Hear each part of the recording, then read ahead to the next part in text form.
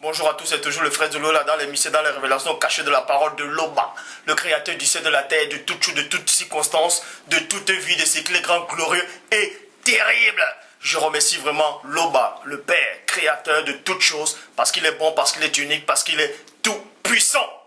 Aujourd'hui, on va parler, c'est-à-dire le message d'aujourd'hui va être particulier. Parce que récemment, c'est-à-dire j'ai fait plein de vidéos qui ont déstabilisé plein de gens. D'autres pensent peut-être que je suis raciste et d'autres se focalisent en disant que je parle uniquement des Noirs, des Africains, c'est-à-dire d'une question raciale. Bref, donc, depuis, ça fait peut-être 2 ans que je suis sur YouTube, Dailymotion, Twitter et quelques autres moteurs de recherche. Vous pouvez voir mes vidéos. Depuis que j'ai parlé, c'est-à-dire depuis 2 ans jusqu'à aujourd'hui, vous devez considérer que c'était pas réellement la vraie nourriture solide. Je dis bien, comme je disais constamment, que c'était la nourriture solide, mais là, on va aller dans une autre étape. C'est-à-dire, on va franchir l'étape. On va aller dans une autre dimension. On va aller dans une dimension spirituelle que même les anges les plus puissants de la création ne peuvent pas altérer. Donc, le message que je vais vous donner aujourd'hui, par le véritable Saint-Esprit du Père, Mundi Maloba, va vous déstabiliser, va surprendre beaucoup. Depuis la nuit des temps, c'est-à-dire pendant le concile de Nicée, Constantin l'empereur romain, ils ont instauré la Trinité en disant que Dieu le Père est la même personne que Dieu le Fils, et en même temps Dieu le Saint-Esprit, donc la Trinité, en disant c'est une seule et même personne qui remplit 3 fonctions. Mais pour ça, on va entrer plus en profondeur. Vous savez, vous pouvez aller dans ce que vous appelez église, les assemblées actuellement. Plein de gens font des débats, chrétiens, islamo. Ils font des débats, des conférences, en disant que Christ est Dieu le Père. Non, Christ n'est pas Dieu le Père. Que Christ est le Fils. Christ n'est pas le Fils. Qu'il est un simple prophète. Bref, les gens vont toujours parler de la personne du premier-né. Mais sans toutefois savoir qui est véritablement le premier-né. Mais aujourd'hui, le message, aujourd'hui va être particulier. Déjà, avant de dire que Christ est l'égal du Père, avant de dire que Christ est Dieu le Père lui-même, on va d'abord examiner avec les Écritures si Christ est supérieur ou inférieur au Saint-Esprit. Donc, on va donc voir qui est le Saint-Esprit. Est-ce que Christ est l'égal ou inférieur ou supérieur au Saint-Esprit? Parce que ce message-là, je n'ai encore vu ce message nulle part ailleurs. Il y a de cela 2 jours, j'étais en train de méditer. J'étais dans mes méditations, j'étais loin. Et le Saint-Esprit du Père m'a saisi. Il m'a amené dans les visions. Il m'a amené dans le monde spirituel en esprit. Il m'a dit, regarde, voici la vérité. Voici.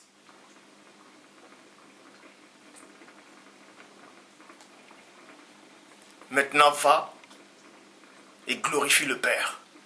Et c'est pour ça que je vais faire cette vidéo aujourd'hui.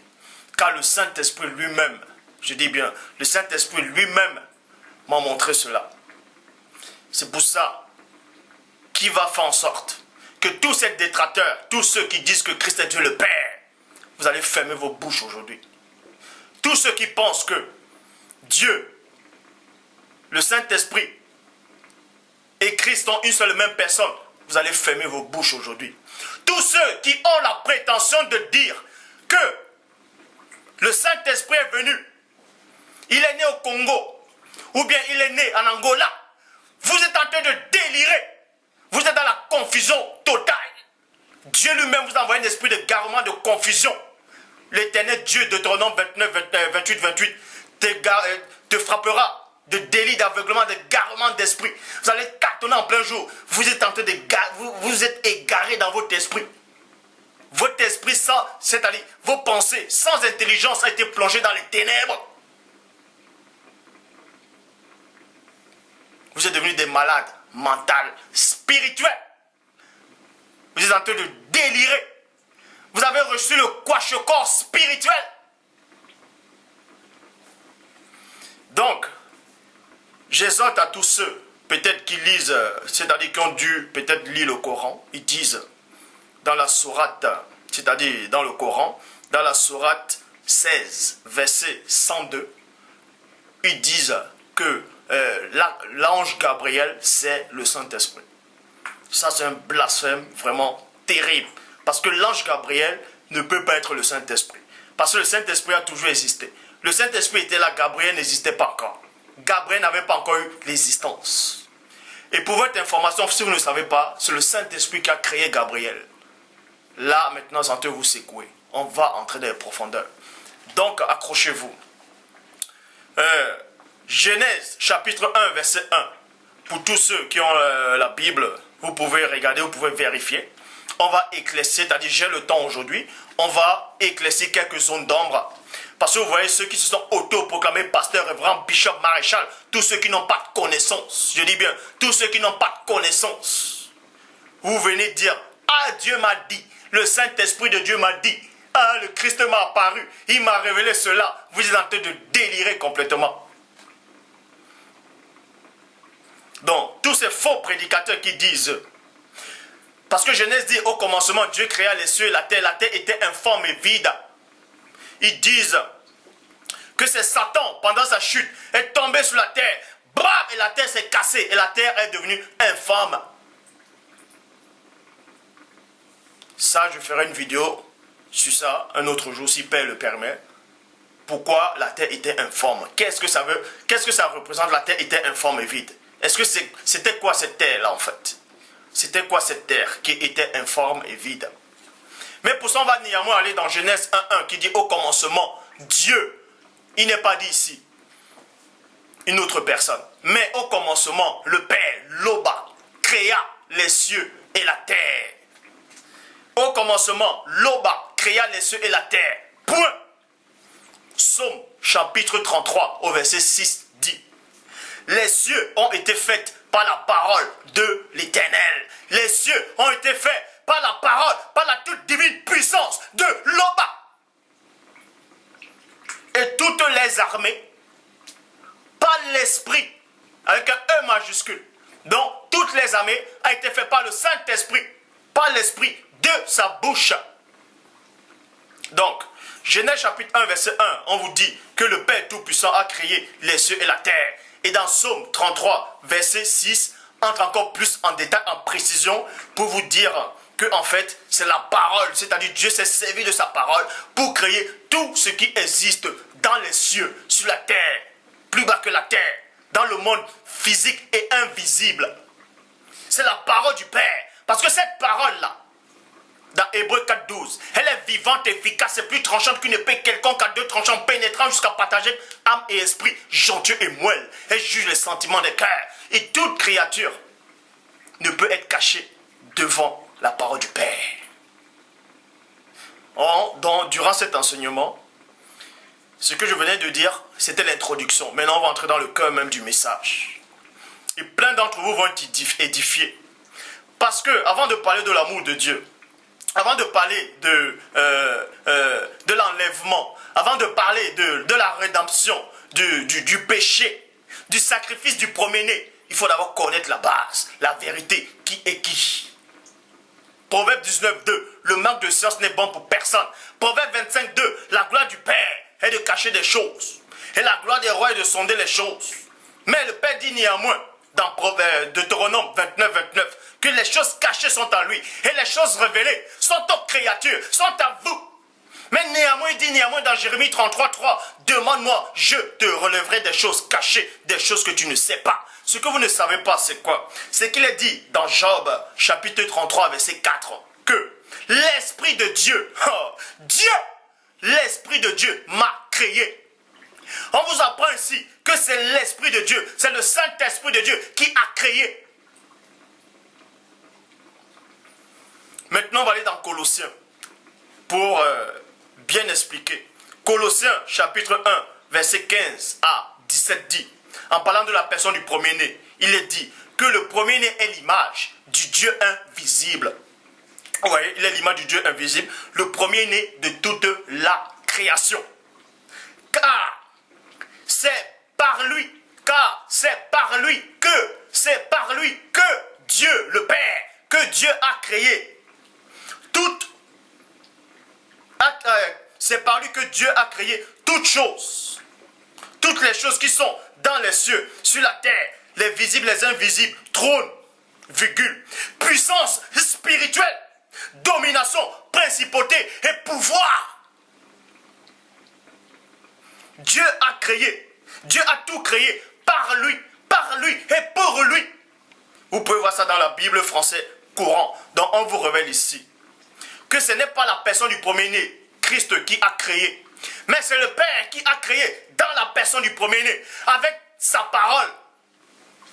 On va entrer dans le monde physique d'abord. On va un peu descendre d'un cran pour que vous puissiez mieux comprendre.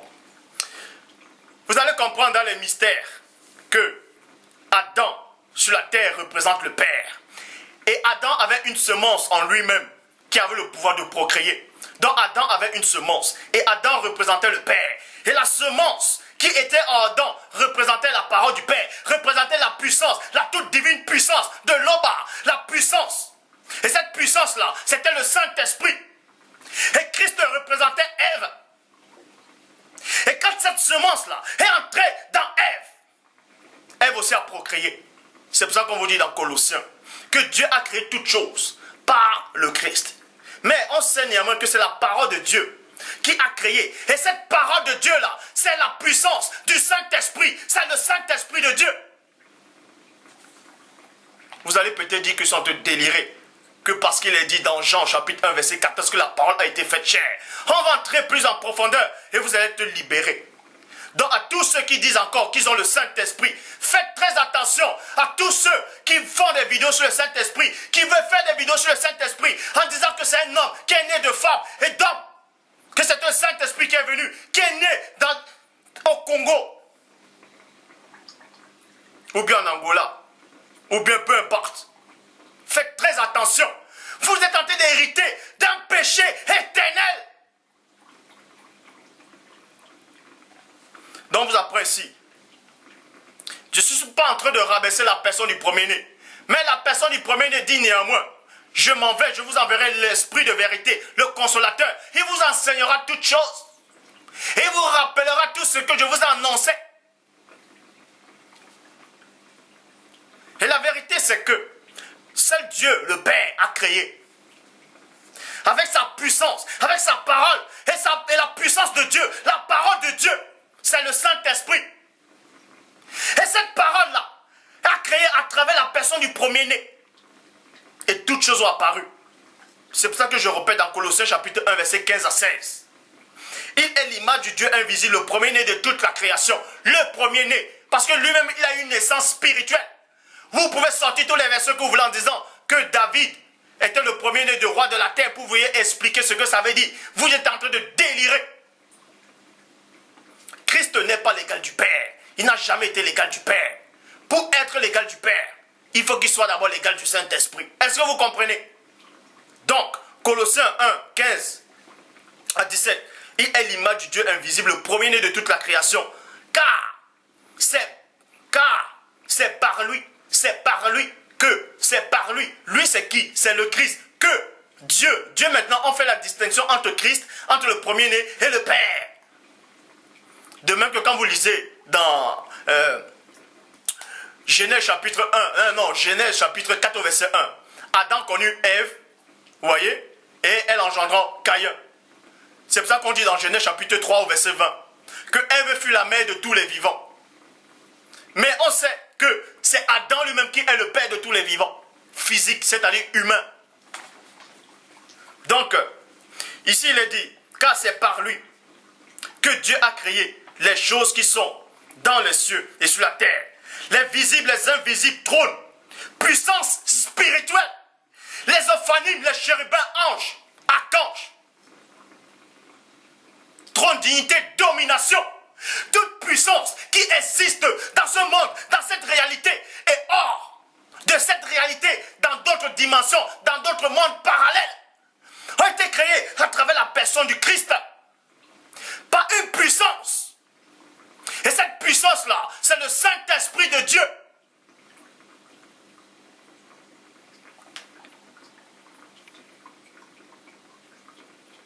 C'est pour ça qu'il est dit. Vous devez comprendre maintenant que le Christ, pour venir dans ce monde, pour être fils de Dieu. Ça veut dire, si on n'a pas l'Esprit de Dieu, on n'appartient pas à Dieu. Christ est déclaré fils de Dieu déjà dans le ciel, parce qu'il avait reçu l'Esprit du Père pour être fils de Dieu. C'est pour ça qu'il est dit, dans Jean chapitre 1 verset 18, personne n'a jamais vu le Père. Le Fils qui est dans le sein du Père est celui qui l'a fait connaître. Le Fils qui est dans le sein du Père. Tu es mon Fils, aujourd'hui je t'ai engendré. Tu es mon Fils. Le Père a déclaré Christ le premier-né, son Fils. Parce que le Père a donné de son esprit à la personne du premier-né. Et c'est en cela qu'il est devenu Fils de Dieu.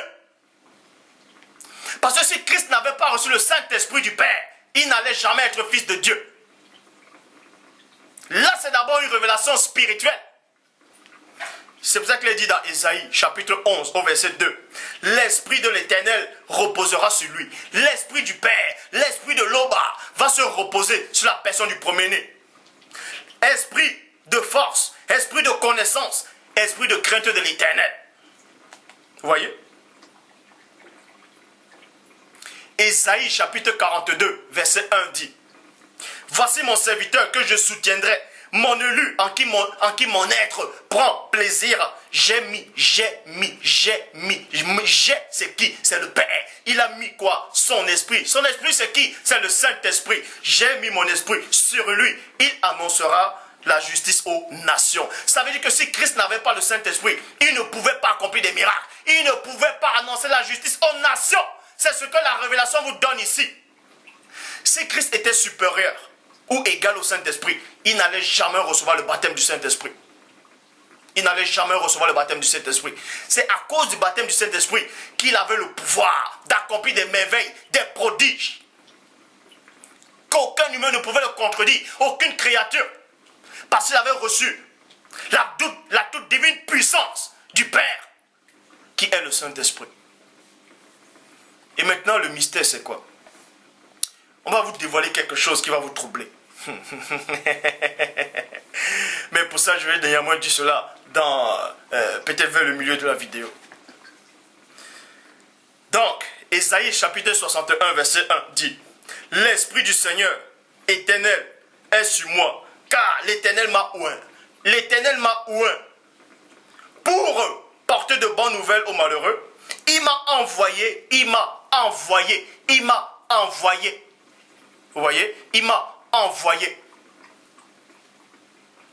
pour guérir ceux qui ont le cœur brisé, pour proclamer aux captifs la liberté et aux prisonniers la délivrance. Vous voyez? Donc, le Christ, parce que comme vous le disiez dans Proverbes chapitre 30, au verset 4, il est dit, c'est-à-dire Salomon parlait, il disait que qui c'est qui a créé toutes choses. Est-ce que vous connaissez son nom? Est-ce que vous connaissez le nom de son fils? C'est-à-dire que Christ dans le ciel, il était déjà fils de Dieu. Il a été déclaré fils de Dieu parce que il avait le Saint-Esprit de Dieu en lui. C'est pour ça qu'il était fils de Dieu. Et maintenant, quand il est descendu sur terre, comprenez la révélation.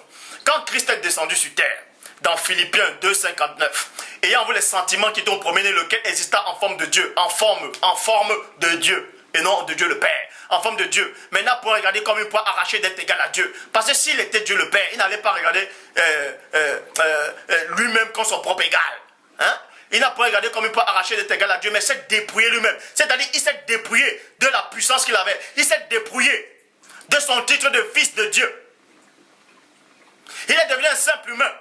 S'est dépouillé, il m'a pris une forme de serviteur en devenant semblable aux hommes, ayant paru comme un simple homme. Comme un simple homme, et non plus comme un fils de Dieu. Parce que quand la personne du premier est descendu, quand il descendait, il a perdu cette fonction de fils de Dieu. Il est devenu une créature de Dieu. Maintenant, pour reprendre la fonction du fils de Dieu qu'il avait, il a fallu que le Saint-Esprit couvre Marie de sa puissance, de son ombre. C'est pour ça que l'ange Gabriel dit, le fils qui naîtra de toi, par la vertu du Saint-Esprit, sera appelé le Fils du Très-Haut. Est-ce que vous comprenez? Il a fallu que le Christ revête encore la puissance du Père, le Saint-Esprit, pour qu'on l'appelle de nouveau Fils de Dieu. Parce que c'est le Saint-Esprit qui a créé le Christ. Le Saint-Esprit a donné la vie, l'être, le mouvement à la personne du premier-né, à la personne du Christ. Parce que le Saint-Esprit, c'est la puissance du Père. C'est la toute divine puissance de l'Oba.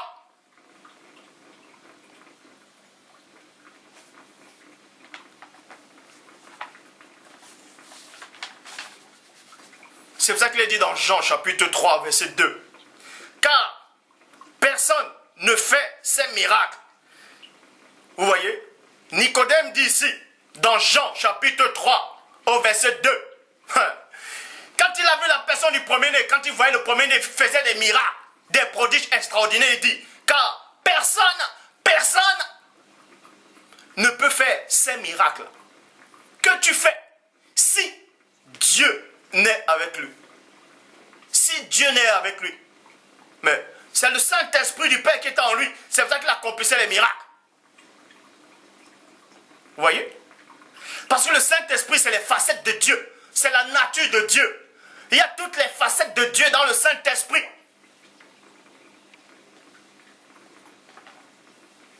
1 Corinthiens, chapitre 12, au verset 11, vous apprend ici qu'un seul et même esprit, c'est-à-dire, il y a diversité de dons. Il y a un seul Dieu, un seul Seigneur et un seul esprit.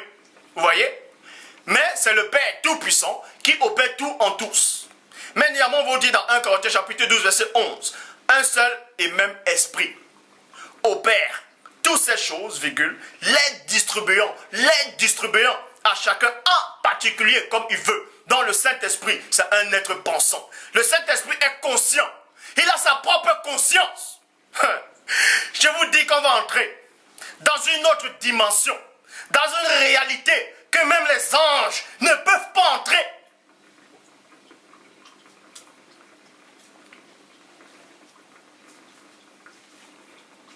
C'est pour ça qu'il est dit. Maintenant, on vous dit ici que le Saint-Esprit, il a distribué des dons à chacun, comme il veut. À d'autres d'accomplir des prodiges, à d'autres de parler des langues humaines étrangères, à d'autres d'avoir le don des guérisons, à d'autres de la prophétie, à d'autres le discernement des esprits. C'est le Saint-Esprit qui décide. C'est lui qui décide, pas sa propre volonté, pas sa propre autorité, pas sa propre puissance. En disant, lui, je vais lui donner le discernement des esprits. Elle, là, je vais lui donner l'esprit de sagesse. Parce que ce sont les manifestations de Dieu. C'est pour ça que dans Ésaïe 11, il est dit que l'Esprit de l'Éternel se reposera sur la personne du premier-né. Esprit de sagesse, esprit d'intelligence, esprit de force, ainsi de suite. Ce sont les manifestations du Père. Ce sont les manifestations du Père. C'est pour ça qu'il est dit dans Hébreux, chapitre 2, verset 4. Dieu appuyant leur témoignage par des signes, des prodiges et divers miracles, par le don du Saint-Esprit. Par le don du Saint-Esprit. Distribuant selon sa volonté. Vous voyez? Parce que toutes les facettes du Père sont sur la personne du Saint-Esprit. Ah, Dieu! Écoutez la révélation. Marc, chapitre 16, au verset 20 dit, les disciples partirent pour annoncer partout la bonne nouvelle. Le Seigneur les aidait. Donc on vous dit ici dans Marc, chapitre 16, déjà dans le verset 17, on dit, voici les miracles qui accompagneront ceux qui auront cru à mon nom. À mon nom, ils chasseront des démons, ils parleront de nouvelles langues étrangères. Vous voyez, ils vont accomplir des prodiges. Et dans le verset 20, il est dit, les disciples partirent pour annoncer partout la bonne nouvelle. Le Seigneur, maintenant là, c'est le premier-né. Le Seigneur les aidait dans ce travail et confirmant la vérité de leur prédication par des signes miraculeux qui accompagnaient, c'est-à-dire il les accompagnait en fait. Donc on vous dit ici que la personne du premier-né a lui aussi le pouvoir de vous distribuer des dons. Pourquoi? Parce que quand vous lisez dans Jean chapitre 17 au verset 22, il est dit, je les ai donné la gloire que tu m'as donnée. Je les ai donné la gloire, c'est-à-dire je les ai donné une de tes facettes que tu m'as donnée. Donc, le Père Tout-Puissant donne sa puissance, donne sa nature à la personne du premier-né, c'est-à-dire le Saint-Esprit au premier-né. Il donne le Saint-Esprit en Christ. C'est pour ça qu'on dit, je les ai donné la gloire que tu m'as donnée. Ben, le Saint-Esprit représente la gloire, il représente la puissance, il représente l'amour, la patience. C'est pour ça qu'on dit dans Galates, c'est-à-dire les fruits de l'Esprit. C'est quoi? Les fruits de l'Esprit. C'est la joie, la tempérance, c'est l'amour, tout ça. Et on vous dit que Dieu est amour. Moi, on dit que le fruit de l'esprit, c'est l'amour.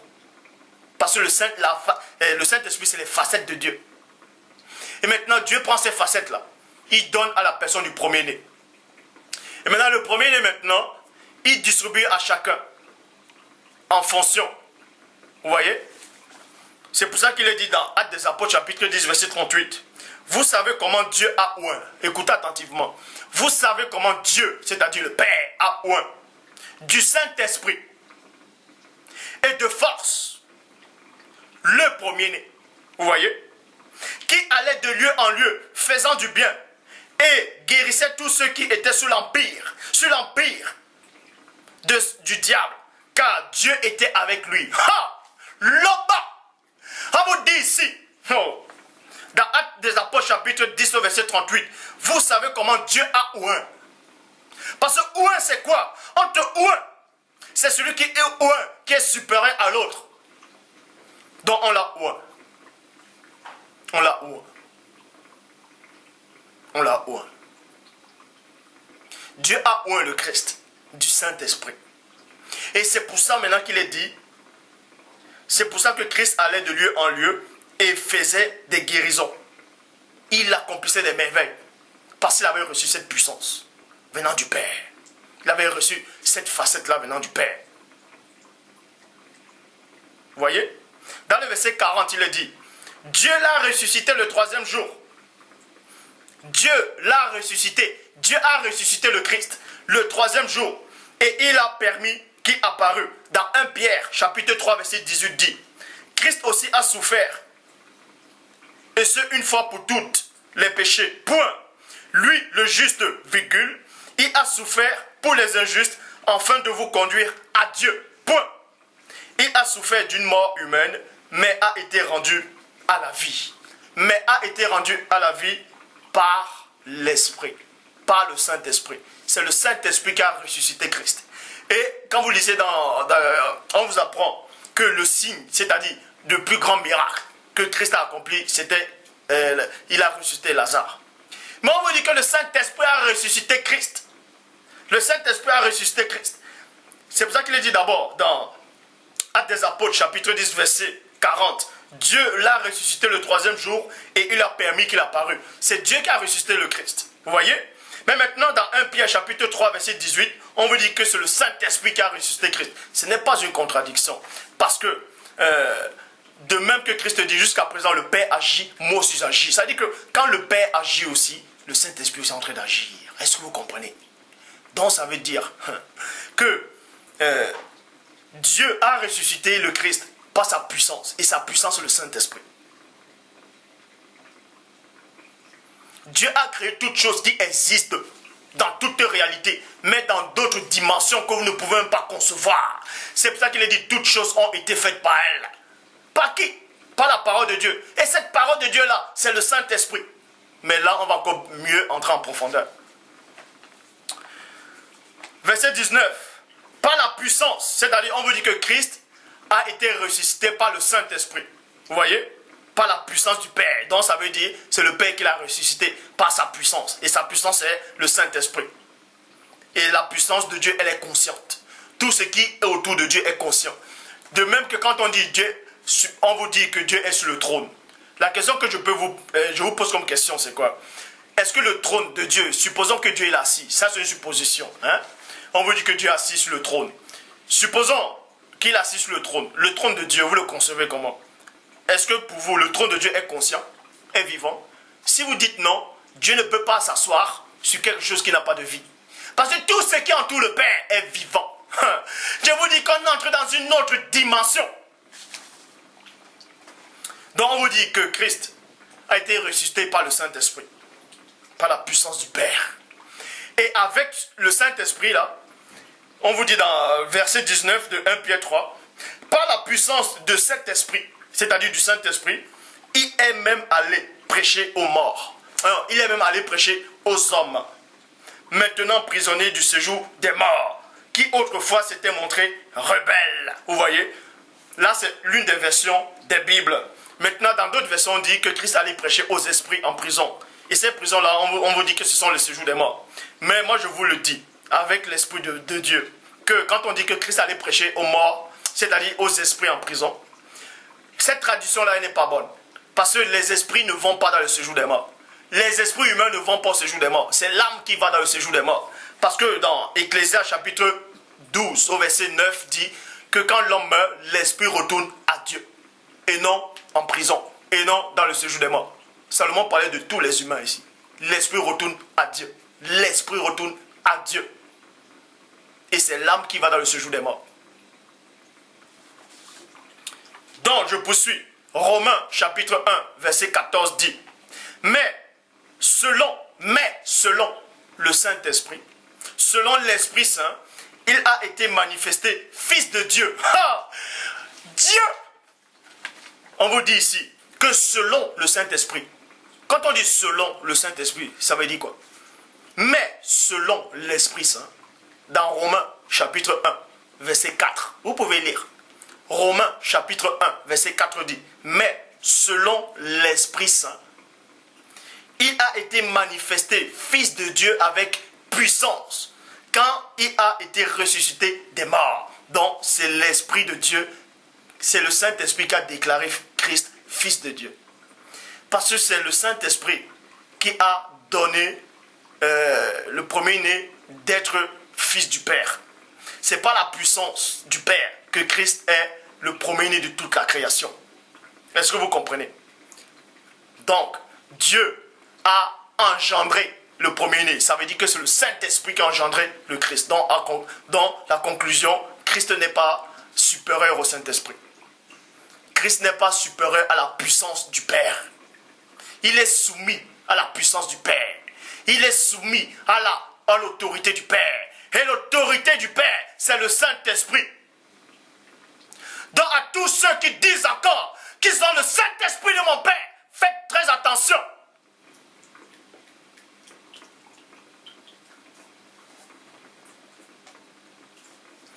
C'est pour ça qu'on vous dit ici, dans Luc chapitre 1 verset 35. L'ange lui répondit, 2 points. Le Saint-Esprit viendra sur toi. Virgule. Le Saint-Esprit viendra sur toi. Pourquoi? Parce que quand on vous dit ici que le Saint-Esprit viendra sur toi, et la puissance du Très-Haut, la puissance de l'Oba, te couvrira de son ombre. Le Saint-Esprit, c'est toujours. Ce sont les plusieurs facettes de Dieu. Te couvrira de ton ombre. C'est pourquoi le saint enfant qui naîtra sera appelé Fils de Dieu. Il est appelé Fils de Dieu parce qu'il a le Saint-Esprit de Dieu en lui.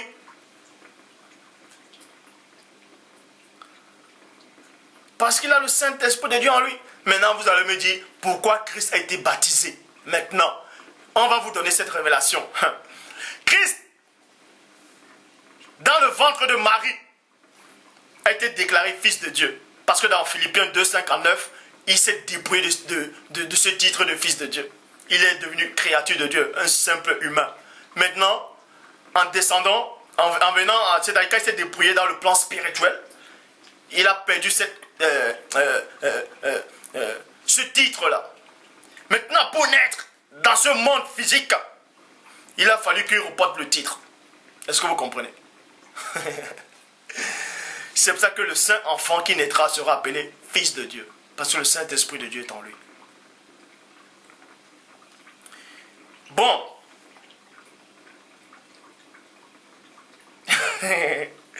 Mais si Christ n'avait pas reçu le Saint-Esprit, il ne serait pas Fils de Dieu. Il n'aurait pas pu faire des miracles. On va y arriver. Matthieu chapitre 3, verset 16. Dès que le premier-né eut été baptisé, il sortit de l'eau. Point. Et voici les cieux s'ouvrir.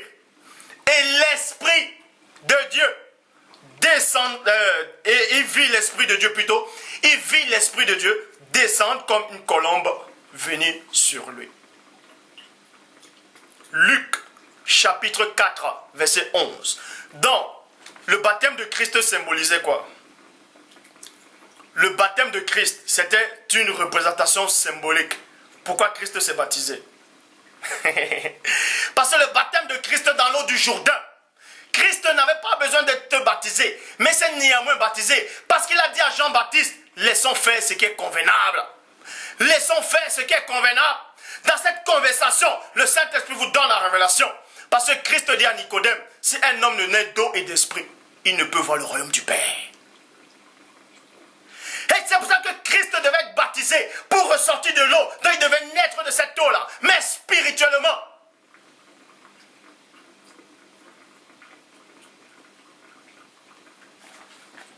Parce que quand vous sortez du ventre de votre mère, il y a de l'eau qui sort. D'autres appellent le placenta, tout ce que vous voulez. Mais il y a néanmoins un liquide qui sort. Parce que vous naissez de nouveau. Il est né maintenant là, en tant que fils. Maintenant, on vous dit, quand il est né en tant que fils, il était baptisé. Christ était fils de Dieu. Maintenant, il a fallu qu'il se baptise. Renaître de nouveau. Mais là, c'était spirituellement. C'est pour ça que l'esprit maintenant est descendu. De même que dans Jean 20, 22, les apôtres ont reçu le Saint-Esprit. Ça veut dire qu'ils sont devenus fils de Dieu. Mais maintenant, il a fallu qu'ils attendent maintenant le jour, c'est-à-dire de la Pentecôte, dans Actes des Apôtres, chapitre 2, au verset 4. Ils furent tous remplis du Saint-Esprit. C'est ce qui est arrivé à Christ. Christ est né fils de Dieu, ici. Et maintenant, il a fallu qu'il reçoive le baptême. Le baptême, c'est quoi? Ça symbolise quoi? La puissance. Ça symbolisait une puissance incroyable sur la création.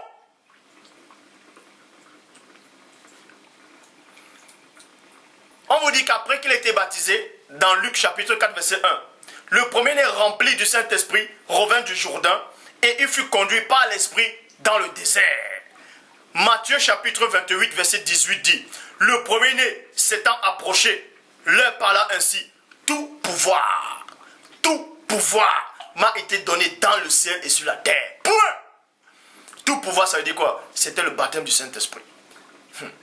Ça veut dire que la divine puissance du Père, Dieu a donné toute puissance à Christ.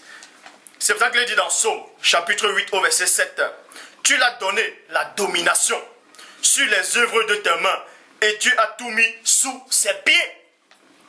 Jean chapitre 3, verset 34, car celui que Dieu, c'est-à-dire le Père Loba, a envoyé, dit les paroles de Dieu.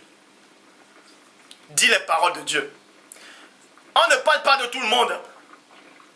Donc, ces faux pasteurs-là, qui disent non, quand on dit celui que Dieu a envoyé, ça veut dire qu'on s'adresse à tout le monde. Ça s'adresse ici, là, au premier-né. Car celui que Dieu a envoyé dit les paroles de Dieu, virgule, parce que Dieu ne lui donne pas l'esprit avec mesure. Ça veut dire quoi? Ça veut tout simplement dire que Dieu lui a donné toute puissance. Toute puissance. Donc Dieu lui a donné la puissance illimitée. C'est pour ça qu'on dit que Christ a reçu la puissance, l'esprit sans mesure. Donc la puissance illimitée. C'est pour ça que dans Éphésiens chapitre 4 verset 7 dit, chacun de nous a reçu sa grâce. La grâce c'est le don. Et c'est Christ, et c'est le Christ qui a fixé à chacun sa mesure. Donc, le Père maintenant a donné la toute divine puissance à la personne du premier-né. Maintenant, le premier-né, il prend de cette puissance-là. Il prend de cette puissance-là, il distribue à chacun comme il veut maintenant aussi à son tour. Donc, il dit, toi, je vais te donner, mais avec... Lui, par contre, il mesure. Dieu l'a donné l'esprit sans mesure, mais quand Christ vous donne, il vous donne avec mesure. Il vous donne avec mesure. Vous voyez? Avec mesure. Il dit, toi, je te donne la foi. Toi, je te donne d'accomplir des miracles. Toi, je te donne d'accomplir des prodiges. Toi, le discernement des esprits. Toi. Mais je ne vous donne pas toute puissance. Vous allez sortir les versets où Christ dit à Pierre, je te donne les clés. Tout ce que vous allez lier dans les cieux seront liés. Tout ce que vous allez lier sur la terre seront liés. Mais on n'a jamais dit à Pierre qu'on lui a donné l'esprit illimité. Christ a reçu l'esprit illimité. Ça veut dire que c'est pour ça qu'on dit qu'il est Dieu. Mais il n'est pas Dieu le Père. Bon. 1 Corinthiens chapitre 12 verset 7. À chacun l'esprit se manifeste d'une façon particulière en vue du bien commun. Donc à chacun l'esprit se manifeste en particulier. Donc dans Colossiens 1, 19 dit, Dieu a voulu que toute plénitude habite en lui. toute divine puissance habite en la personne du Christ, habite en la personne du premier-né. Et c'est pour ça qu'il dit, nul ne vient au Père que par moi. C'est pour ça que Christ seul juge. Il va juger au dernier jour. Parce que le Père lui a donné tout plein.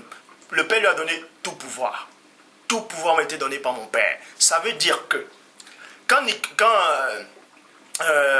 Pilate a dit à Christ, est-ce que tu sais que j'ai le pouvoir de te crucifier et te relâcher? Christ dit, tu n'auras aucun pouvoir sur moi si cela ne te l'était donné d'en haut. Si cela était donné par mon Père. Mais Christ avait déjà reçu ce pouvoir. En gros, c'est Christ lui-même qui pouvait donner ce pouvoir-là à Pilate.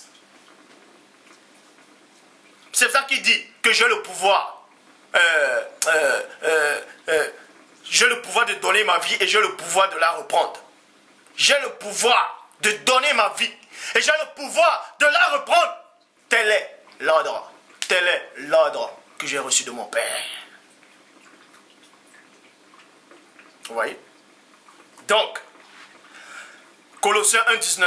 Car Dieu a voulu que toute plénitude habite en lui. Dieu a voulu que toute plénitude, ça veut dire quoi? Toute puissance illimitée habite en Christ. Car les anges, les chérubins, les archanges, trône, dignité, domination, autorité, ophanim, encore d'autres esprits encore les plus puissants de la création, de la réalité, sont soumis à Christ. Christ est plus puissant que tout ce qui existe. Que tout ce que vous pouvez concevoir ou imaginer dans vos rêves les plus fous. Christ est au-delà de ça. Mais il n'est pas l'égal du Père, ni l'égal du Saint-Esprit. Pour ça, on va encore bien vous expliquer. Colossiens 2,9. Car en lui, dans une autre version, Colossiens 2,9 dit, car en lui habite corporellement toute la plénitude de la divinité. Dieu, on vous dit que en Christ,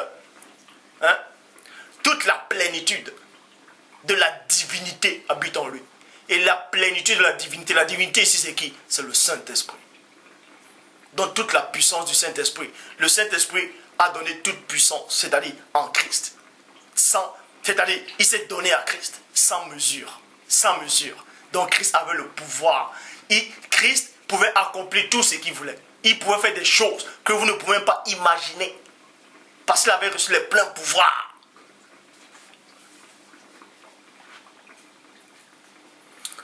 Donc, plénitude, ça veut dire quoi? Ça veut dire la totalité. Donc la totalité de la puissance de Dieu, Christ avait reçu ça. Vous voyez? Une autre révélation. Quand on vous dit que Christ a reçu la totalité du pouvoir de Dieu, est-ce que ça veut dire que Dieu reste sans pouvoir? Dieu est au-delà. Celui dont vous nommez Dieu dans votre monde, dans votre cerveau humain, est au-delà de la puissance, est au-delà du pouvoir. Dieu est au-delà du pouvoir. Il est au-delà de la toute divine puissance. Dieu est au-delà de tout ça. Même si tu donnes tous les pleins pouvoirs, même si Dieu donne le pouvoir absolu à Christ, Christ ne sera jamais l'égal du Père.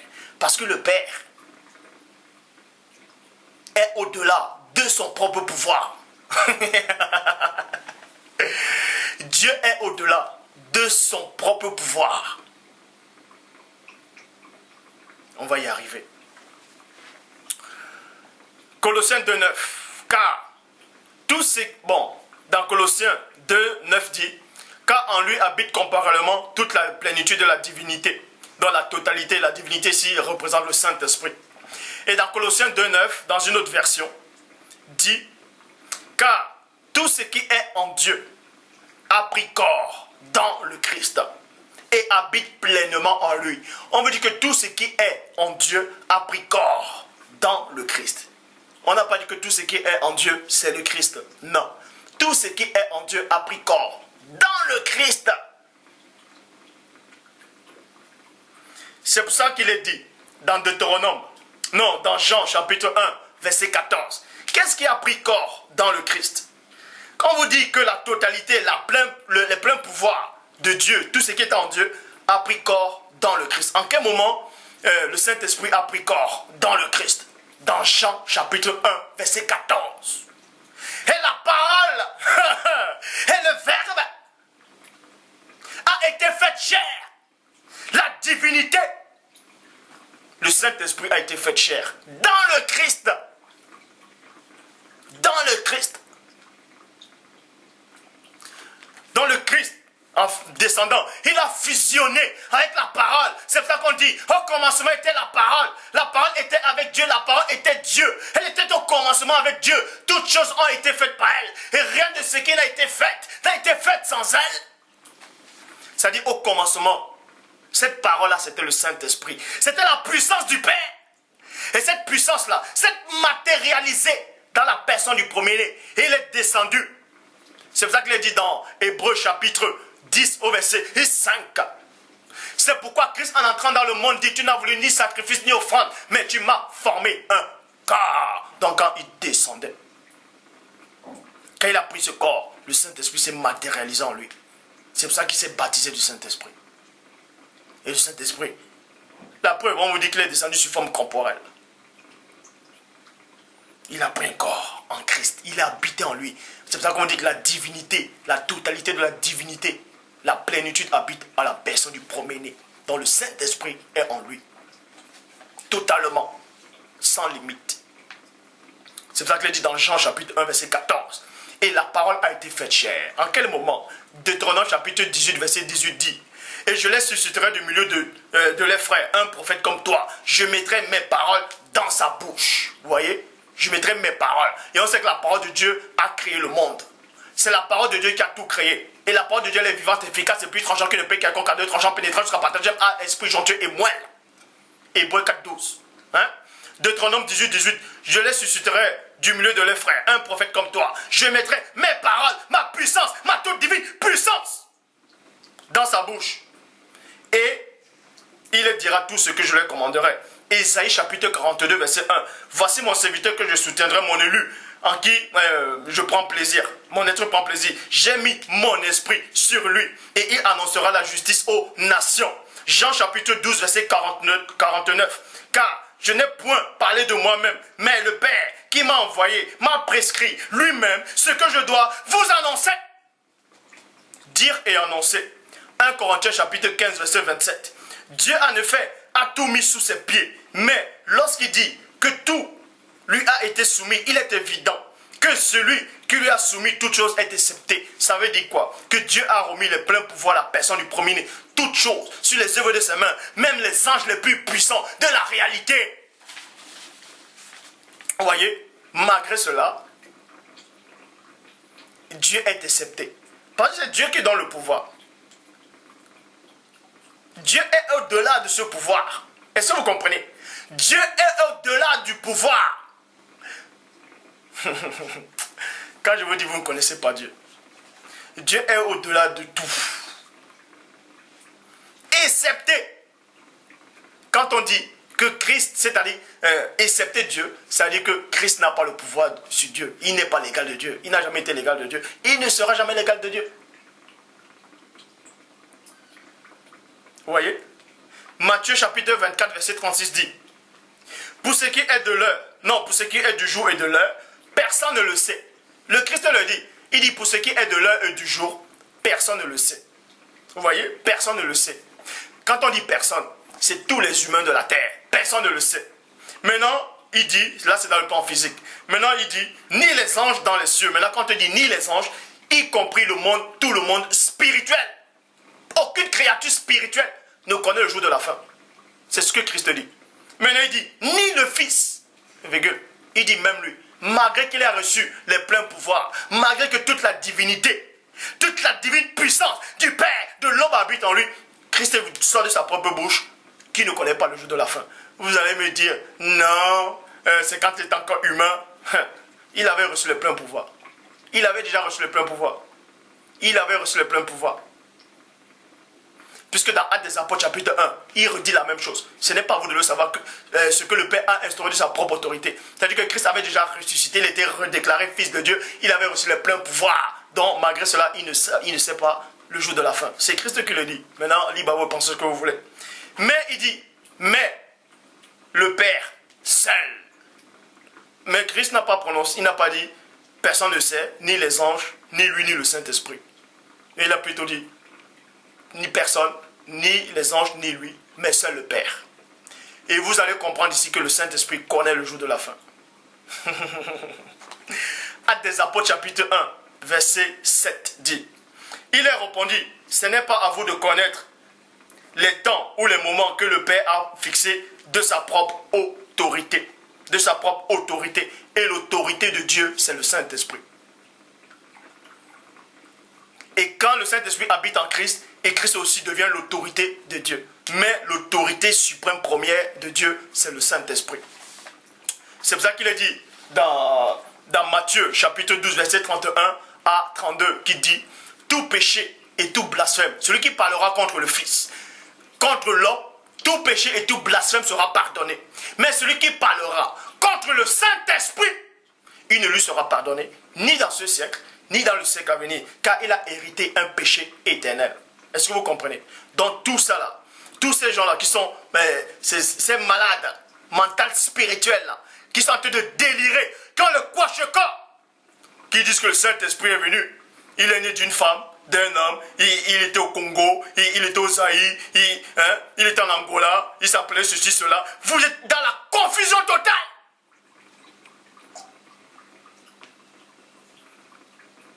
Celui qui parlera contre le Saint-Esprit, il ne lui sera pardonné. Ni dans ce siècle, ni dans le siècle à venir. Ça veut dire que si tu insultes Dieu directement, c'est fini. En fait, le blasphème contre le Saint-Esprit, c'est quoi? C'est le blasphème contre Dieu lui-même. Est-ce que vous comprenez? Maintenant, vous allez encore voir une autre révélation. 1 Corinthiens chapitre 2, verset 10. Dieu nous les a révélés par son esprit. Dieu nous les a révélés par son esprit. Point.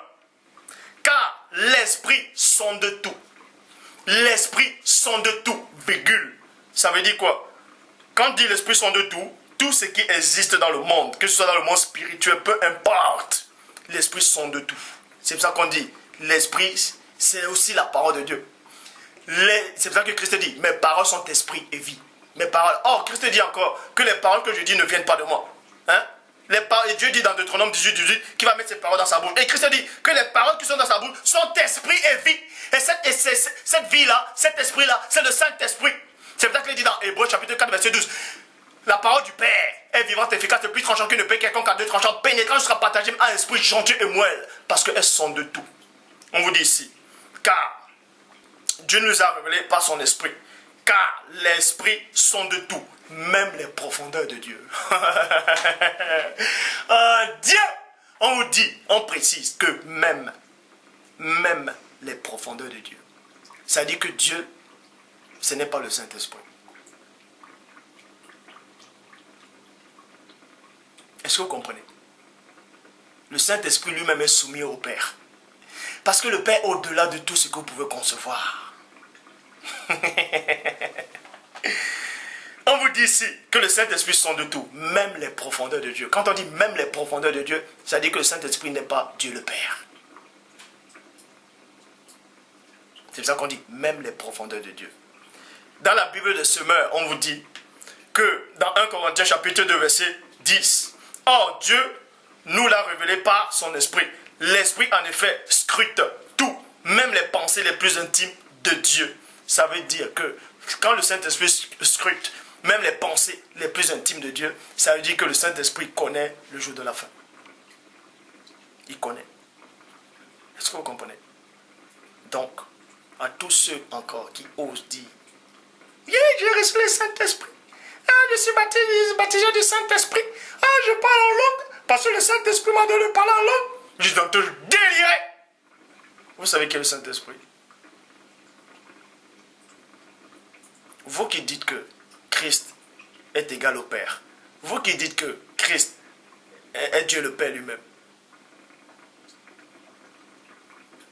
Christ n'est pas égal au Saint-Esprit. Avant d'être égal au Père. Parce que la puissance du Père a créé toutes choses. La puissance du Père a permis que Christ soit qui existe. Est-ce que vous comprenez? La puissance du Père a permis que le premier-né soit. C'est la puissance du Père qui a engendré le premier-né. Et la puissance du Père, c'est le Saint-Esprit. Comment se fait-il que la puissance du Père te crée et tu es égal à la puissance du Père? Tu ne peux pas être égal à la puissance du Père. Comment tu vas quitter de là, tu vas traverser la puissance du Père pour être égal à celui qui a la puissance? Ça n'a pas de sens. Donc faites très attention. Vous êtes en train de délirer complètement. Dieu n'a pas d'égal. Faites très attention. Faites très attention. Faites très attention. Faites très attention. Quand vous dites que vous avez le Saint-Esprit. Parce que les apôtres, Christ a failli les nettoyer d'abord. Christ les a nettoyés d'abord. Après, Christ a dit, vous êtes purs à cause de cette parole. Et c'est plus tard que Christ a dit, recevez le Saint-Esprit. Parce qu'il fallait qu'il les nettoie d'abord, l'âme, l'esprit, le corps. Il a fallu qu'il les nettoie complètement. Est-ce que vous êtes nettoyé avant de dire que vous avez le Saint-Esprit? Vous qui vivez encore dans la fornication, dans la masturbation, dans le péché, vous qui avez encore des mauvaises pensées, des rêves des femmes de nuit, vous dites que vous êtes nettoyé complètement? Les apôtres ont été nettoyés d'abord, avant de recevoir le Saint-Esprit, avant de recevoir la nature de Dieu, la facette de Dieu. Faites très attention, faites très attention. Quand vous venez dire que je suis en train de garer le peuple, c'est le Saint-Esprit qui m'a mandaté. Faites très attention. C'est le Saint-Esprit du Père qui m'assiste. Et il y a de cela 2 jours, c'est le même Esprit du Père qui m'a pris, qui m'a mené dans le monde spirituel. Il m'a montré en détail. Faites très attention. Faites très attention. Quand vous venez divaguer avec des divagations, des barlivins, vous venez délirer. Ah, la dîme est actualité. Ah, il faut payer la dîme. Ah, il s'appelle Jésus. Ah, même si Jésus est noir, même s'il est blanc, ça change quoi? La parole me dit dans Genèse que tout ce que Dieu a créé, Dieu a vu que cela était bon. Donc s'il a créé l'homme noir, il a vu que cette couleur-là était bon. Et vous venez changer cette couleur, ça veut dire que ce que Dieu a considéré que c'était bon, c'est pas bon alors. Mais vous prenez pour qui? Vous savez, si vous avez le Saint-Esprit, vous savez ce que c'est que d'avoir le Saint-Esprit en soi. Donc faites attention. Ne confondez pas recevoir le Saint-Esprit et avoir des sensations. Donc, le but de cette vidéo, c'était quoi? Pour mettre les choses à les places. Parce que prochainement, on va entrer dans des messages maintenant qui vont édifier beaucoup de personnes, c'est-à-dire à la marche vers Dieu. Comment faire pour hériter la vie éternelle? Vous voyez? On va la marche du croyant vers le Père. Vers le Père. Vers le Père. La fusion entre l'âme, l'esprit et le corps. Parce qu'il est dit dans Thessaloniciens que tout votre être, c'est-à-dire que le Dieu de paix vous sanctifie lui-même tout entier. Que votre esprit, l'âme et le corps soient conservés irrépréhensibles. Irrépréhensible, ça veut dire quoi? Sans tache. Sans tache. Sans tache. Sans tache. Sans tache. Donc Dieu le Père est au-delà de ce que vous pouvez imaginer, au-delà de ce que vous pouvez concevoir. Et Dieu a créé tout ça par sa puissance éternelle. Et sa puissance est le Saint-Esprit. Et Dieu même est encore au-delà de sa propre puissance. Dieu est encore au-delà de sa propre puissance. Parce que si on dit que Dieu avait besoin de sa puissance serait égale à lui-même. Mais Dieu n'est pas égal à sa propre puissance. Parce que Dieu lui-même a permis que sa puissance soit. Parce que Dieu est tout puissant. Qu'il soit glorifié. Père, je te rends grâce de ce que tu as permis. Que je sois conscient de toi. Que je sois conscient de ces choses spirituelles. De ces anges que tu as anciennement créés. Ces êtres spirituels. Ces entités, tes œuvres les plus anciennes. Dont tu as permis que j'assiste. Que je vois le jour où tu les as donné l'être, le mouvement. Et dans le monde spirituel et dans le monde physique. Et je te remercie aussi, ô premier-né. Sois béni. Et je remercie le Saint-Esprit. Le Saint-Esprit de Dieu est amour, sans les facettes de Dieu. Le Saint-Esprit est bon. Que Dieu le Père soit glorifié.